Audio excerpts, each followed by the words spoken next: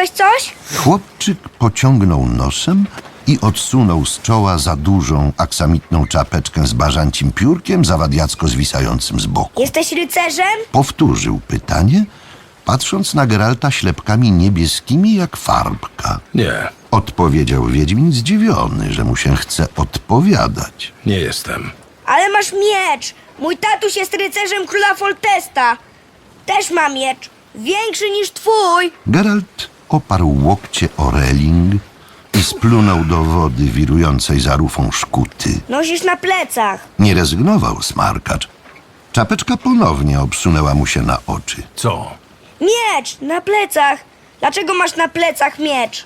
Bo wiosło mi ukradli. Smarkacz rozdziawił się, każąc podziwiać imponujące szczerby po mlecznych zębach. Odsuń się od burty Powiedział Wiedźmin. i zamknij usta, bo ci muchna wpada. Chłopiec otworzył usta jeszcze szerzej. Siwy, a głupi. Warknęła matka smarkacza, dostatnio odziana szlachcianka, odciągając latorośl za bobrowy kołnierz płaszczyka. Chodź tu, Everett. Tyle razy ci mówiłam, byś nie spoufalał się z pospólstwem. Geralt westchnął, patrząc na zarysy wysp i kęp wyłaniające się z porannej mgły. Szkuta, niezgrabna jak żółw, wlokła się we właściwym dla niej, to jest żółwim tempie dyktowanym leniwym nurtem delty. Pasażerowie, w większości kupcy i wieśniacy, drzemali na bagażach. Wiedźmin ponownie rozwinął zwój i wrócił do listu Ciri. Śpię w dużej sali, Śpię w która dużej nazywa się sali, dormitorium. która nazywa się dormitorium. A łóżko mam A ogromnie łóżko mam duże, ogromnie duże, powiadam ci.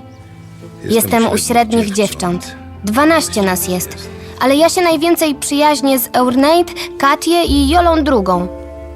Dzisiaj natomiast jadłam rosół, a najgorzej, że niekiedy trzeba pościć i wstawać bardzo wczesnym świtem.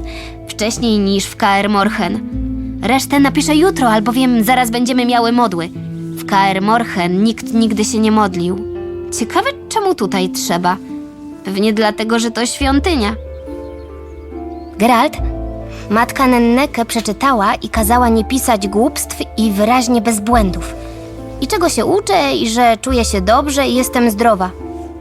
Czuję się dobrze i jestem zdrowa. Niestety głodna, ale wkrótce obiad. I kazała jeszcze matka Nenneke napisać, że modlitwa jeszcze nikomu nie zaszkodziła. Ani mnie, ani tobie też z całą pewnością. Geralt, ponownie mam wolny czas. Napiszę więc, że się uczę.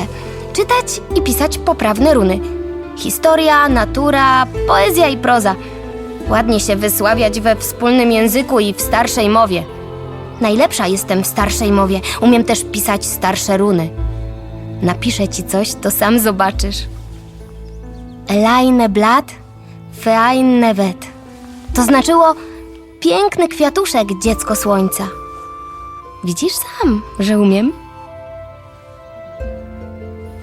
I jeszcze... Teraz mogę znowu pisać, albowiem znalazłam nowe pióro, albowiem tamto stare złamało się. Matka Nenneke przeczytała i chwaliła mnie, że poprawnie. I że jestem posłuszna, kazała napisać i żebyś się nie martwił. Nie martw się, Geralt. Znów mam czas, więc napiszę, co się przydarzyło. Jak karmiłyśmy indyczki, ja, Jola i Katię, to wielki jeden indyk na nas napadł. Szyję miał czerwoną i był okropny, straszny. Najpierw napadł na Jolę, a później na mnie. Chciał napaść, ale ja się nie bałam, bo on był i tak mniejszy i wolniejszy niż wahadło. Zrobiłam zwód i piruet i walnęłam go 2 razy rózgą, aż umknął. Matka Nenneke nie pozwala mi tu nosić mojego miecza. Szkoda, albowiem bym temu indykowi pokazała, czego się nauczyłam w Kaer Morhen. Ja już wiem, że poprawnie starszymi runami należy pisać Kaer Amuirehen i że to znaczy warownia Starego Morza. To pewnie dlatego tam wszędzie są muszle i ślimaki oraz ryby odciśnięte w kamieniach. A Cintra poprawnie pisze się Xintrea. Xintrea. Zaś moje imię pochodzi od Zaś moje imię Zirael. pochodzi od Zirael, albowiem to znaczy jaskółka. A to znaczy, że... Czytacie sobie? Uniósł głowę. Czytam. A co? Stało się coś? Ktoś coś zauważył? Nie, nic. Odrzekł szyper, wycierając ręce o skórzany kabat. Spokój na wodzie. Ale mgła jest, a my już blisko żurawiej kępy. Wiem. Płynę tędy już 6. raz plus kolec, nie licząc powrotów. Zdążyłem poznać szlak. Mam oczy otwarte, nie obawiaj się. Szyper kiwnął głową, odszedł w stronę dziobu, przestępując piętrzące się wszędzie paki i tobołki podróżnych. Ściśnięte na śródokręciu konie parskały i łomotały podkowami o deski pokładu. Byli na środku nurtu, wśród gęstej mgły. Szkuta orała dziobem po łacie nenufarów, rozgarniała kępy. Geralt wrócił do lektury. To znaczy, że mam elfie imię. A przecież nie jestem elfką. Geralt, tutaj u nas też się mówi o U nas wiewiórkach. też się mówi o wiewiórkach. Czasem nawet wojsko przyjeżdża i Czasem wypytuje nawet i wojsko mówi, że przyjeżdża i rannych wypytuje. elfów nie wolno I leczyć. mówi, że rannych elfów nie wolno leczyć. Ja nie pisnęłam nikomu ani słóweczka o tym, co było wiosną, nie bój się. I o tym, żeby ćwiczyć też pamiętam, nie myśl sobie. Chodzę do parku i trenuję, gdy mam czas. Ale nie zawsze, albowiem muszę też pracować w kuchni albo w sadzie, jak wszystkie dziewczęta. I nauki też mamy okropnie dużo. Ale to nic, będę się uczyć. Ty przecież też uczyłeś się w świątyni. Mówiła mi o tym matka Nenneke. I powiedziała jeszcze, że machać mieczem może byle dureń, a wiedźminka musi być mądra. Geralt, obiecałeś, że przyjedziesz. Przyjedź. Twoja Ciri. Postscriptum. Przyjedź. Postscriptum 2. Matka Nenneke kazała napisać na koniec chwała wielkiej Melitele. Niech jej błogosławieństwo i przychylność zawsze będą Niech jej z tobą. błogosławieństwo i przychylność zawsze będą z tobą. I żeby ci się nic nie stało. Ciri. Pojechałbym do Ellander, Pomyślał, chowając list. ale to niebezpieczne. Mógłbym naprowadzić ich na ślad. Z tymi listami też trzeba skończyć. Nenneke korzysta z poczty kapłańskiej, ale jednak... Cholera, to zbyt ryzykowne. Geralt wyjął z torby drugi list, który otrzymał niedawno od dziwnego posłańca. Czytał ten list już około 30 razy. List pachniał bzem i agrestem. Miły przyjacielu.